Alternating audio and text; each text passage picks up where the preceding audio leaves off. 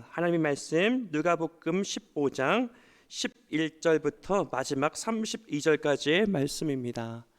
하나님의 말씀 누가복음 15장 11절부터 마지막 32절까지의 말씀 11절 읽겠습니다. 또 이르시되 어떤 사람에게 두 아들이 있는데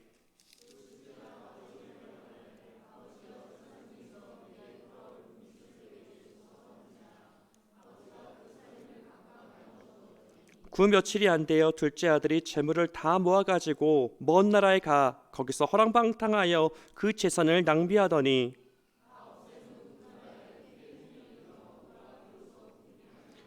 가서 그 나라 백성 중 한 사람에게 붙여 사니 그가 그를 들로 보내어 돼지를 치게 하였는데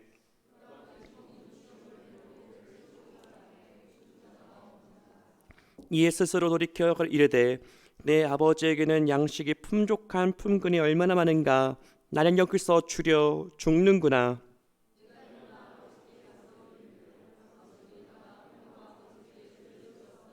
지금부터는 아버지의 아들이라 일컬음을 감당하지 못하겠나이다. 나를 품꾼의 하나로 보소서 하리라 하고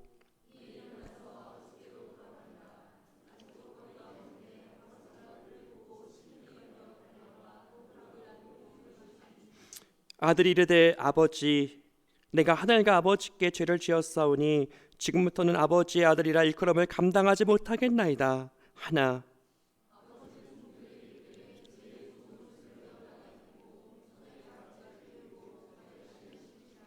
그리고 살진 송아지를 끌어다가 잡으라 우리가 먹고 즐기자.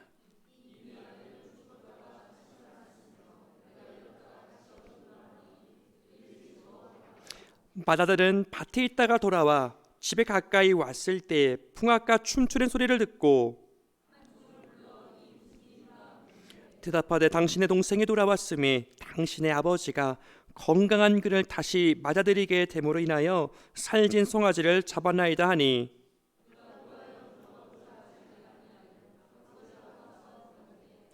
아버지께 대답하여 이르되 내가 여러 해 아버지를 섬겨 명을 어김이 없거늘 내게는 염소 새끼라도 주어 나와 내 벗으로 즐기게 하신 일이 없더니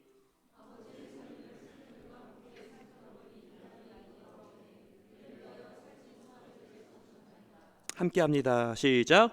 아버지가 이르되 예 너는 항상 나와 함께 있으니 내 것이 다 내 것이로되 이내 동생은 죽었다 살아났으며 내가 잃었다가 얻었기로 우리가 즐거워하고 기뻐하는 것이 마땅하다 하니라. 아멘. 좌우 옆에 있는 분들과 인사 나누겠습니다. 이 나라를 든든히 지켜주셔서 감사합니다. 시작. 이 나라를 든든히 지켜주셔서 감사합니다. 한 번 더 인사 나눠보겠습니다. 하나님 나라를 든든히 세워주셔서 감사합니다. 시작.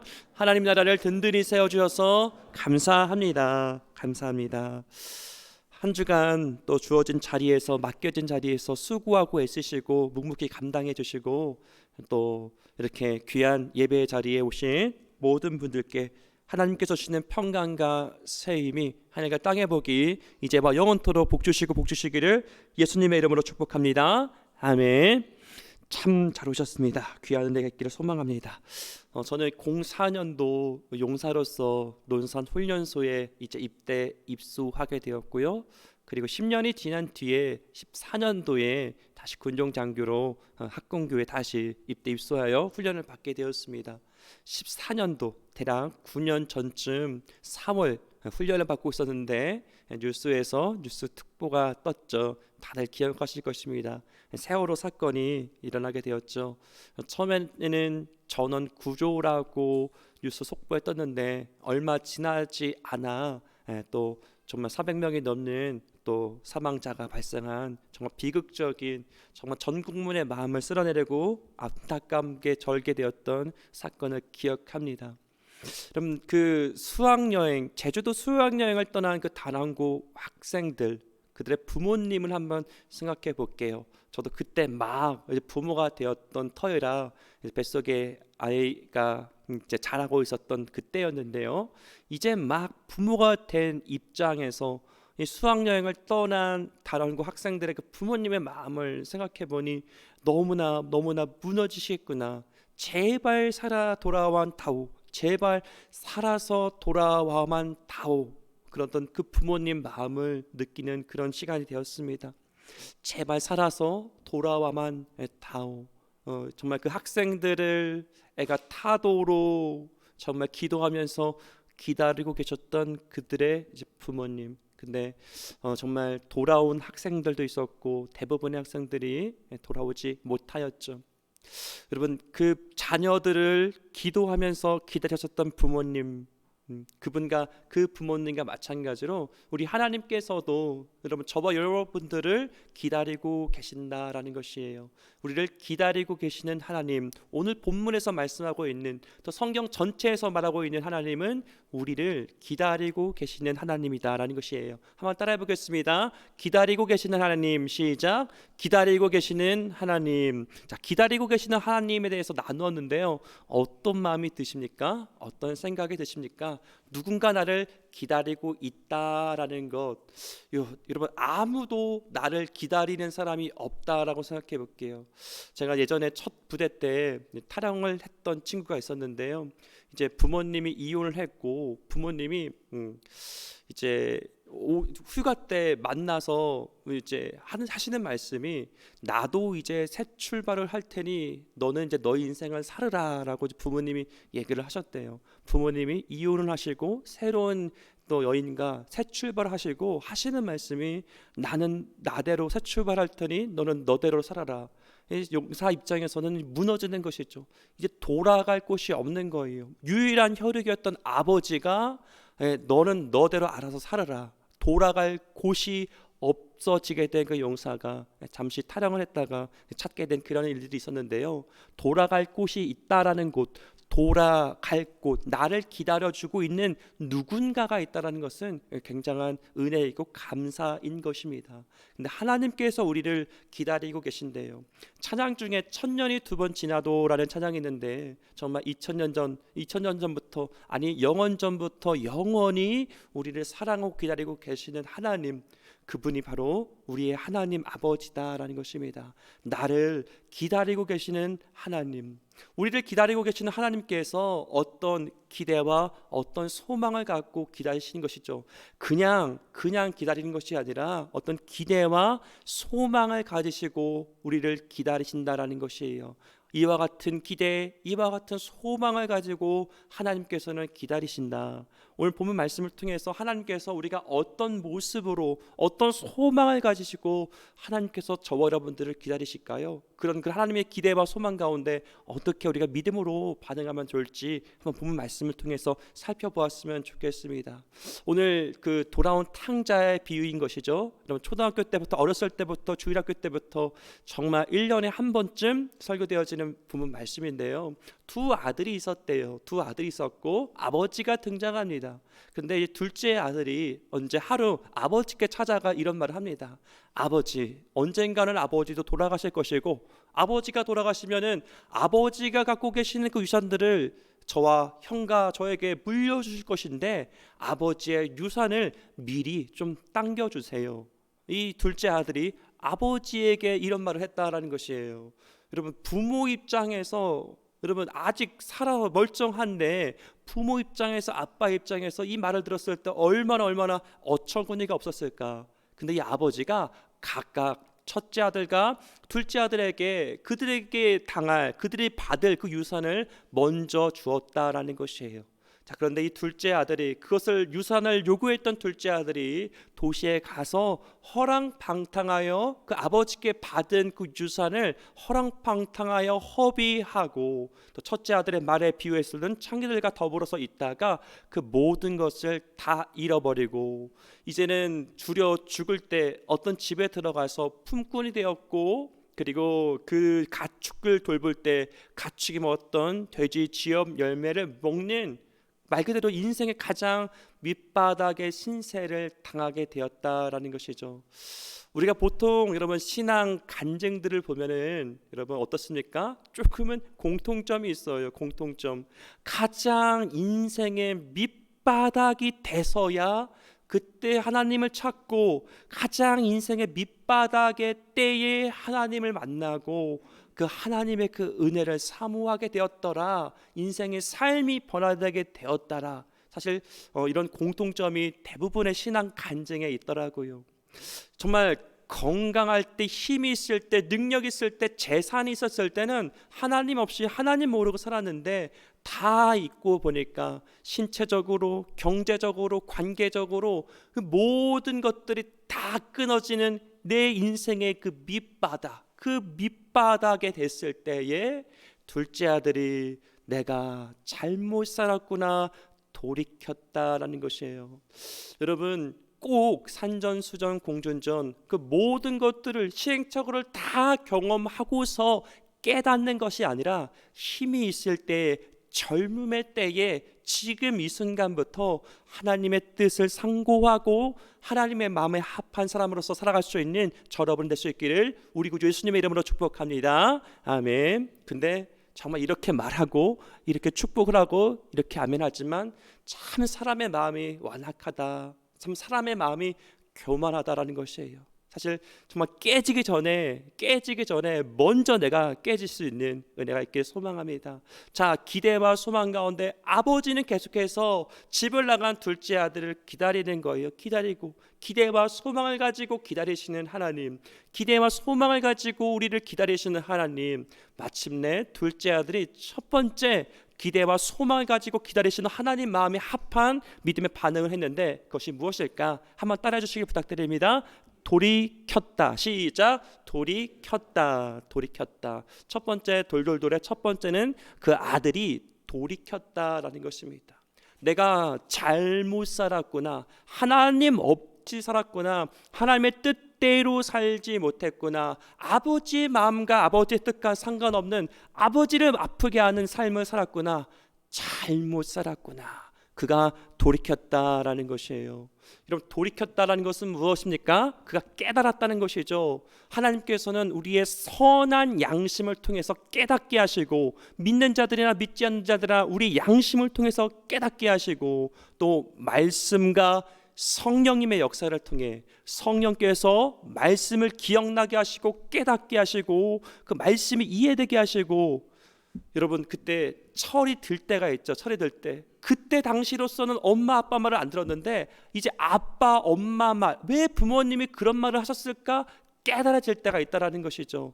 마찬가지로 이 말씀과 성령을 통해 성령께서 말씀을 기억나게 하시고 깨닫게 하시고 우리의 선한 양심을 불러일으키사 그 모든 것을 다 잃어버렸던 인생의 밑바닥에서 돌이켰던 둘째 아들, 여러분 주님께서 우리의 양심을 깨우시고 성령께서 말씀을 통해서 알게 하시고 깨닫게 하실 때 돌이키는, 다시금 돌아가야겠다, 아버지께로 가야겠다, 아버지 뜻대로 살아야겠다, 아버지를 기쁘시게 하는 삶을 살아야겠다, 여러분 돌이키는 결심과 결단에 설 수 있는 저 여러분 될 수 있기를 우리 구주 예수님의 이름으로 축복합니다. 아멘. 첫 번째, 기대와 소망. 우리를 기다리고 계시는 하나님은 우리 귀가 돌이키기를 원하신다라는 것이에요. 둘째 아들이 잘한 것이 있습니다. 돌이키고 나서 곧바로 아버지의 집으로 돌아갔다라는 것입니다. 우리를 향하신 하나님의 기대와 소망은 무엇입니까? 우리가 생각만으로, 결단만으로 돌이키는 것이 아니라, 입술로 돌이키는 것이 아니라 온 몸이, 온 마음이 정말로 아버지께서 원하시는 그곳으로 가기를 원하시는 것이죠. 생각하는 것, 결단하는 것도 귀한 일이지만 여러분 우리는 생각만으로, 결단만으로 끝나는 그 모습이 왕왕 있는 것이 사실입니다. 결심은 했는데, 결단만 했는데, 근데 실천, 실행, 도전, 삶의 모습으로 뿌리되기까지 이 머리로부터 가슴, 가슴으로부터 손과 발은 또 너무나 시간이 오래 걸릴 수도 있고 안 올 수도 있다라는 것이죠. 생각은 했는데, 결단은 했는데, 책 제목 중에서 바보들은 항상 결단만 한다, 이런 책이 제목이 있더라고요. 바보들은 항상 결심만 하더라. 결심한 대로 둘째 아들은 결단하고 돌이킨 그가 아버지의 집으로 돌아갔다라는 것이에요. 하나님께서 우리의 양심을 깨우시고 말씀과 성령으로 돌이키게 하시는 은혜가 우리에게 부어졌을 때 다시 돌아가는 삶으로 실천하는, 순종하는 액션으로 이어지는 우리 삶의 모습이 이어질 수 있기를 예수님의 이름으로 축복합니다. 아멘. 자, 이제 아버지 집으로 돌아가니까 인생의 밑바닥을, 쓴맛을 다 보고 나서 갖고 있는 모든 것들을 빼앗기고 나서 가난한 심령으로 아버지의 집으로 가니까 아버지의 집에서 만난 것이 아니라 아버지 마을 입구 어귀에서 아버지가 자기 자신을 기다리고 있었던 거예요. 마을 입구 어귀에서 아버지가 아들을 기다리고 있었다가 드디어 아버지와 아들이 만납니다. 아버지가 얼싸안고 끌어안는 것이죠. 이런 마귀가 우리를 마음을 회방을 놓을 때 밀가부르듯 우리의 마음에 이 정말 뿌리는 것들이 있어요. 하나님은 너를 사랑하지 않으실 거야. 하나님은 너를 용서하지 않으실 거야. 하나님은 너 좋아하지 않으실 걸. 너 회개해도 소용없어. 넌 틀렸어. 너 이번 생에 망했어. 이런 마음을 마귀가 밀가부르듯이 우리에게 부어준다라는 것이죠. 근데 그건 사실이 아니죠. 진리가 아니죠. 아버지가 얼싸안아 둘째 아들을 끌어안았다라는 것입니다. 그리고 손가락에 가락지를 끼우고 새 옷을 입혀주고 송아지를 잡아다가 큰 잔치를 베풀고 기쁨이, 축복이, 은혜가 회복되게 되었다라는 것입니다. 여러분, 여기서 우리가 주목해서 볼 것이 무엇이냐면은, 여러분 따라해 주시기 부탁드립니다. 하나님을 떠나면 모든 문제가 시작되고, 시작. 하나님을 떠나면 모든 문제가 시작되고, 하나님을 향하면 모든 문제 해결이 시작된다. 시작. 하나님을 향하면 모든 문제 해결이 시작된다. 이것이 성경에서 말하고 있는 진리입니다. 여러분, 하나님을 떠나면 모든 문제가 시작되더라. 하나님을 떠나면, 아버지를 떠나면, 말씀을 떠나면 모든 문제가 시작되더라. 처음에는 그의 영혼에서 균열이 가겠죠. 작은 죄 틈 사이로 더 번잡한, 더 오염된 생각이 더 들어올 것입니다. 처음에는 작은 틈 사이로 들어왔던 작은 죄이지만 거짓 마음으로, 생각으로, 입술로, 삶으로, 오만 방자함으로 죄인의 길, 오만한 자리에 쓰게 되어지는, 하나님을 떠나보니까 여러분 문제가 더 심각해지더라. 아버지의 집을 떠나니까 문제가 시작되어지더라. 좋을 줄 알았는데 갖고 있었던 모든 것을 다 빼앗기고 인생의 밑바닥 인생을 산다라는 것이에요. 하늘과 땅의 복 다 빼앗기고 마귀의 그냥 장난감이 되어서, 조롱거리가 되어서. 근데 기억해야 될 것은, 하나님을 향하면 모든 문제 해결의 시작이 되더라라는 것입니다. 하나님을 향하면 모든 문제 해결이 시작되더라. 여러분, 하나님을 향하면, 말씀을 향하면, 예배 자리에, 기도의 자리에 나가면 모든 문제의 해결이 시작되더라. 여러분, 지금 여러분의 영혼과 삶 가운데 무엇이 더 시작되어지고 커지고 있나요? 문제가 더 커지고 있습니까? 문제 해결이 더 커지고 있습니까? 하나님을 떠나느냐, 하나님을 향하느냐, 그 마음의 기울기, 삶의 기울기에 따라서 우리의 각 개인의 인생과 가정과 삶의 나라가 결정되어진다는 것이죠. 극단적인 비유가 무엇입니까? 북한을 보십시오. 하나님을 떠나니까 나라 전체가 하나님을 떠나고 김일성 부자 3대 세습을 통해서 우상 숭배가 벌연히 이어지니까 나라가 어두컴컴해지게 되었습니다. 하나님을 떠난 인생, 하나님을 떠난 가정, 하나님을 떠난 국가. 하지만 하나님께 향하면, 하나님께 나가면, 다시 그 말씀의 자리에 나가면 모든 문제의 해결이 시작되더라. 신체적인, 경제적인, 마음의 문제, 생각의 문제, 가정의 문제, 다양한 문제가 있을 수 있지만 우리가 하나님을 향하며 예배 자리를 소중히 여김에, 기도의 자리를 소중히 여김에 모든 문제 해결이 시작되어지고 모든 묶여졌던 것들이 풀어지는 은혜의 역사가 있기를 우리 구주 예수님의 이름으로 축복합니다. 아멘. 모든 문제 해결이 시작되어지더라. 자, 그런데 막상 둘째 아들이 집에 돌아오는데 반갑게 여기지 않은 한 인물이 있었죠. 그의 형이었습니다. 아니, 나는 아버지의 집에서 아버지를 섬겼는데 어떻게 나와 동등한 대우를 저 자격 없는 둘째 아들이 받습니까? 하면서 못마땅해 여기는 거예요. 못마땅해 여겨요. 둘째 아들이 돌아온 것을 못마땅하게 여기더라. 여러분, 이 둘째 아들이 이랬다면 얼마나 좋았을까요? 아버지 대신에 마을어귀 입구에서 아버지 대신에 동생을 맞이하고 아버지 대신에 끌어안고 아버지 대신에 씻기고 먹이고 채우고 입히고 아버지 대신에 아버지 동생이 살아왔어요, 돌아왔어요, 이렇게 했더라면 얼마나 좋았을까. 우리는 이 첫째 아들의 정반대의 그런 모습을 한번 생각해 보았으면 좋겠는데요. 둘째 아들이 온 것을 못마땅히 여긴 것이 아니라 둘째 아들이 돌아온 것을 기쁘게 여기고 둘째 아들을 동생을 잘 돌보아 아버지께로 데리고 왔다면 얼마나 좋았을까. 우리를 향한 기대와 소망이 무엇입니까? 우리를 기다리고 계시는 하나님의 마음이 무엇입니까? 우리가 돌이키기를 원하시고요, 우리가 돌이키면서 끝나는 것이 아니라 돌아가기를 원하시고요, 돌아온 자로서 아버지와 함께 아버지의 집에 사는 자로서 아버지의 마음에 합하여서 여러분 우리가 돌보기를 원하시는 것이 우리를 기다리고 계시는 하나님의 기대와 소망인 것입니다.